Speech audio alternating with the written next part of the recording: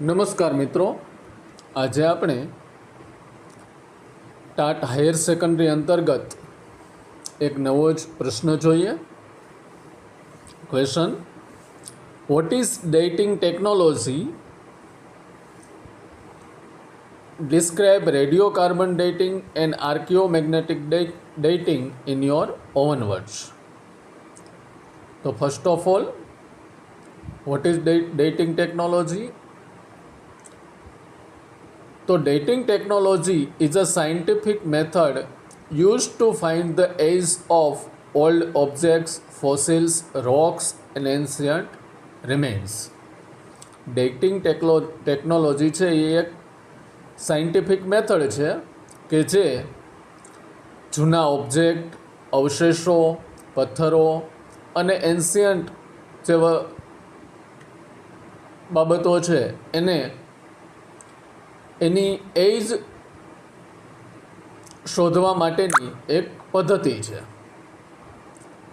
It helps scientist know the history of human life and the અર્થ.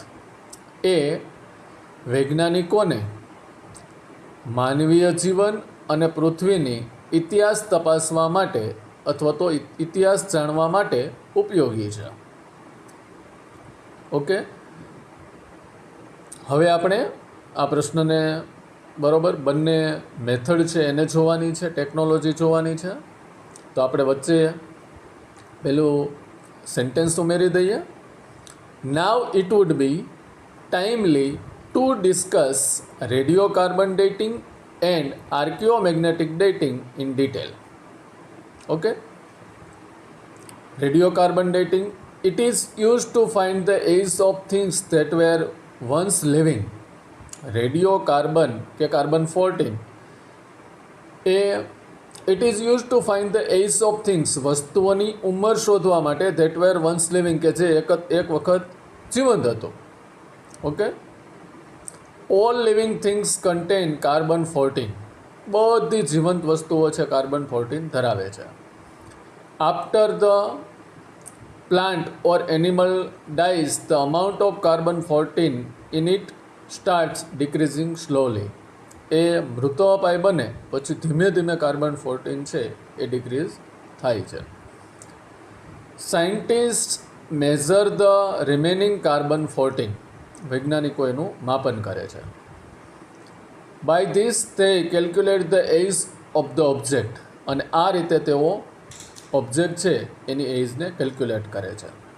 શેના માટે ઉપયોગી છે? તો કે used four woods, bones, charcoal, cloth, seeds and other organic materials. તો કે એ વુડ માટે, બોન્સ માટે, ચારકોલ માટે વગેરે માટે છે એ વપરાય છે. બરાબર, આ રેડિયોકાર્બન ડેટિંગ છે એ આના માટે વપરાય છે.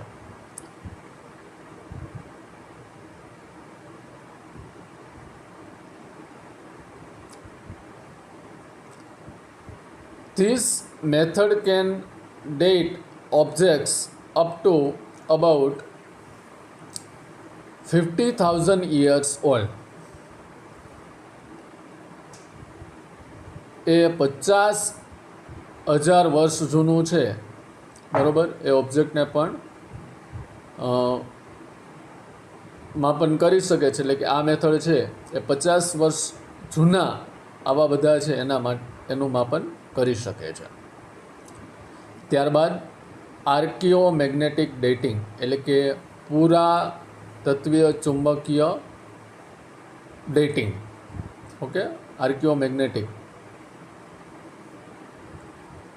It is use to find the age of burnt objects. એ સળગી ગયેલા ઓબ્જેક્ટ છે એને શોધવા, એની એજ નક્કી કરવા માટે વપરાય છે. When clay objects like ovens, fireplaces, kilns or burnt bricks are heated and then cooled down, they record the direction of the Earth's magnetic field. The Earth's magnetic field changes over a long time. Scientists compare this magnetic method record with known changing in the Earth's scientists compare this magnetic record with known changes in the Earth's magnetic field. By this they find the age of the object. હવે આર્કિયોમેગ્નેટિક dating ક્યાં વપરાય છે? તો કે સૌપ્રથમ એ બર્ન્ટ થયેલા object માટે વપરાય છે, ખાસ કરીને ઓવેન્સ, ફાયર પ્લેસીસ, કિલ્ન્સ. તો કિલ્ન્સ એટલે ભઠ્ઠીઓ. અને બર્ન્ટ બ્રિક્સ છે એ જ્યારે હીટેડ થાય છે અને ત્યાર પછી એ ઠંડી થાય છે, તે record the direction of the earth's magnetic field. ત્યારે તેઓ પૃથ્વીનું જે